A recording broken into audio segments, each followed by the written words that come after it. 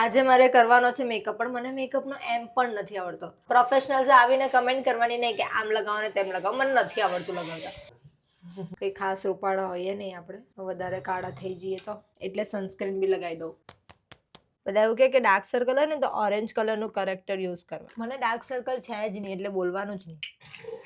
એ તો હવે એ લોકોને નહીં ખબર હોય ને કે એક કોન્ટેન્ટ લખવા પાછળ અમે રાતોરાત ઉજાગરા કર્યા હોય. અરે આ તો છોકરા દાઢી કરે એ છે. એ નથી આવે.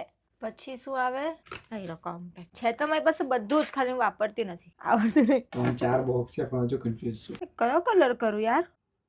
લાઇનર બી હવે મને હું આખી કરતી નથી ને તો હું ભૂલી ગઈ છું કે આખી કેવી રીતે થાય. ખાલી વિંગ્સ બનાવતા આવડે છે. મોટે તને પાછળથી ધક્કો મારો. તો હું તને અહીંયા બીજા માળેથી ધક્કો મારી દઈશ.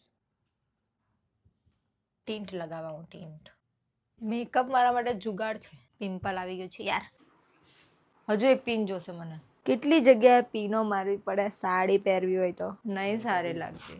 નહીં ગમતું, ખબર નહીં કેમ. ગુજરાતી સાડી બહુ ગમે મને, પણ આ લુક નથી ગમતો. આખા મેકઅપમાં મને એક જ કામ સારું આવડે. બિંદી ઘટે છે, બિંદી વગર લુક નથી આવતો. ઓ ભાઈ, આ તો 3D બિંદી છે. ના, એકદમ ઉપસેલી રહે છે.